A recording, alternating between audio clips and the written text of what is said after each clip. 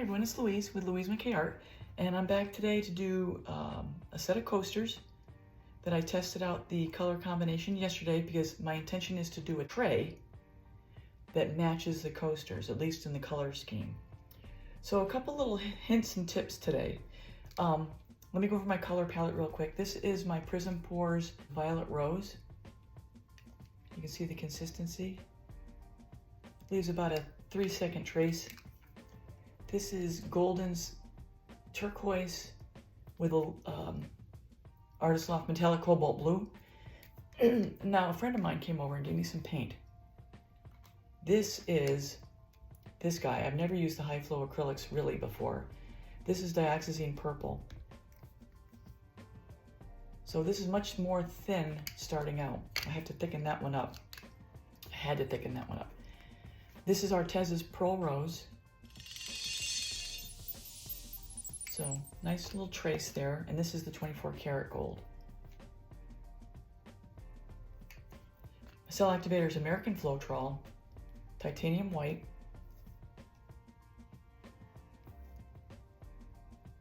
Still has the bungee jump because it's got the preconditioner in there for wood.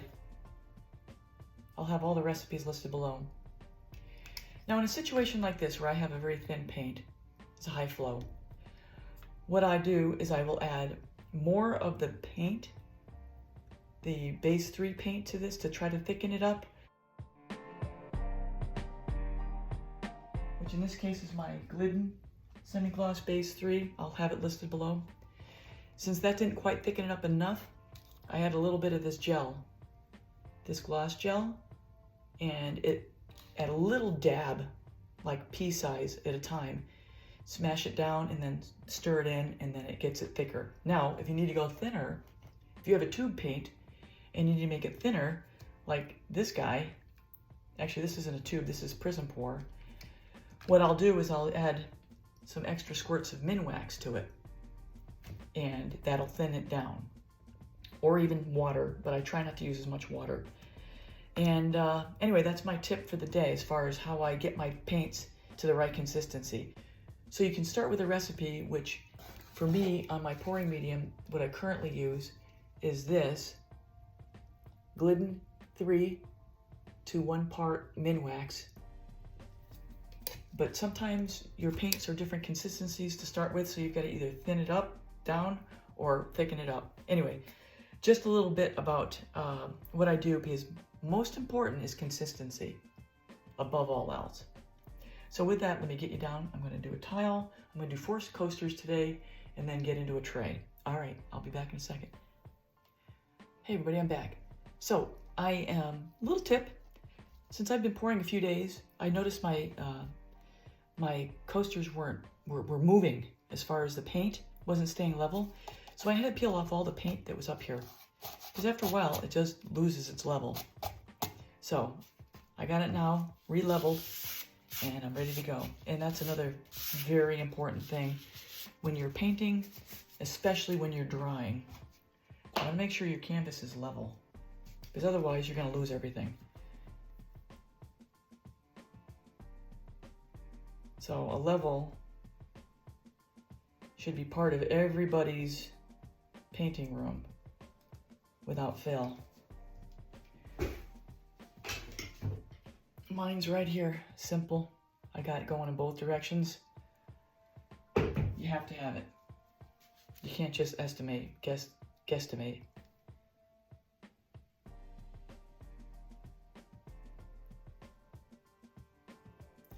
So the first color was my Prismpour, and once again I will list everything below so there won't be any surprises, and you'll know what I'm doing.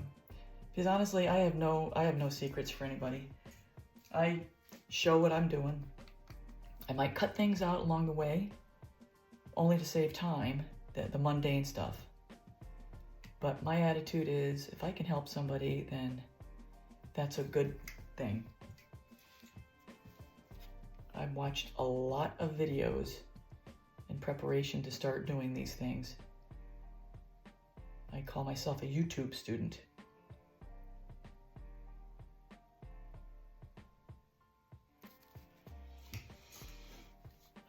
school of YouTube. I mean, everything is right there. But if I can share something that's going to help somebody out, I'm good with that. If I don't know the answer, I'll tell you. If I do know the answer, I will share that as well. So this is my American Floetrol recipe. Give it a stir. White down first, and my black.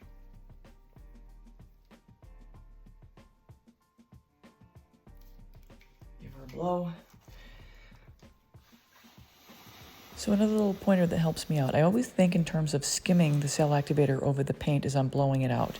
And as I'm blowing it out, I want to have it like moving a fan. So you'll see me move my head back and forth like a shark. I'm kind of looking back and forth and blowing to spread it out into a nice round bloom.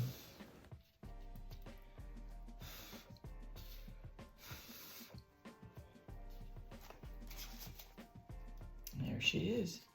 I think I'll stop with that. I think fall has bit me for color. As I look out my windows right now, and having a 4-season now in this Asheville, it is spectacular outside. The colors, you know, I used to think of myself being an earthy girl, but man, I'm reconsidering that idea. And me and purple didn't get along, but we seem to be getting along pretty good lately.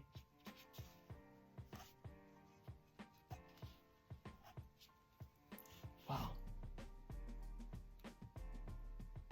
Just spreading it to the edges.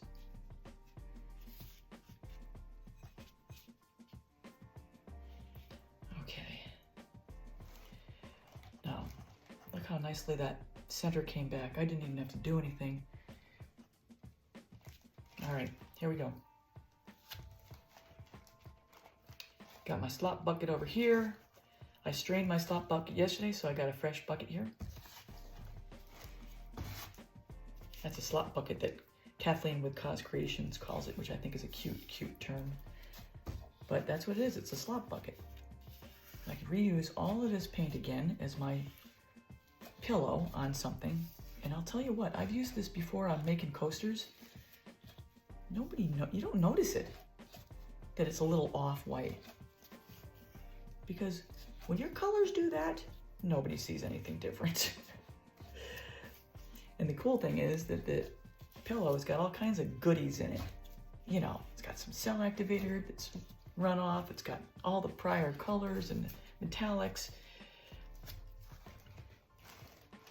Yeah.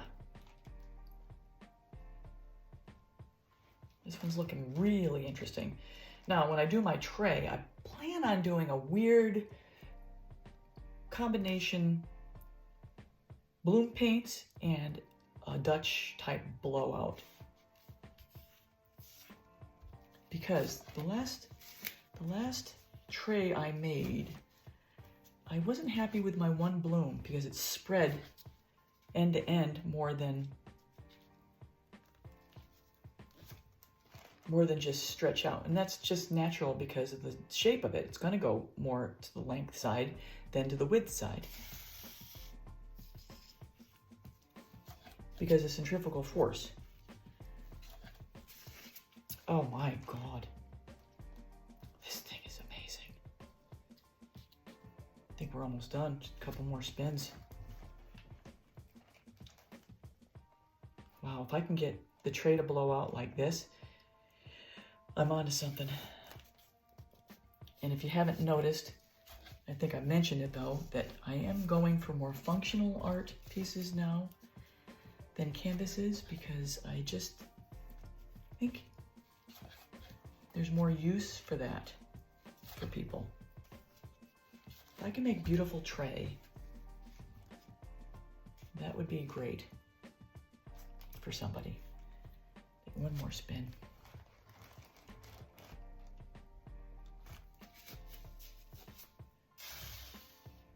Oh, geez.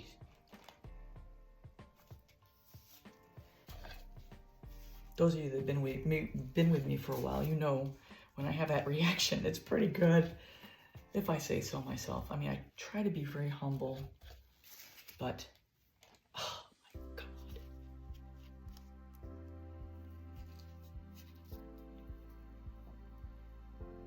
Look at this. Holy cats. Now, I've shared this before too. When I clean my edges, I pull out and then back. So I have a nice, clean side. Especially with the pillow being so sticky, if you pull it straight out, it might spring back right into the side, and you don't want that. So out and under.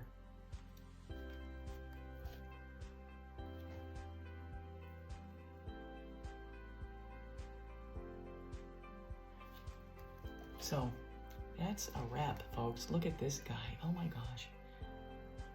Yep, that's number one. I am thrilled with how these turned out, and they are brighter than they look in the video.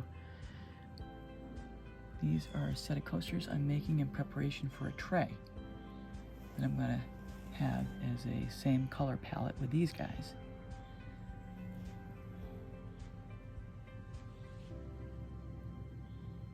I am thrilled with how these turned out.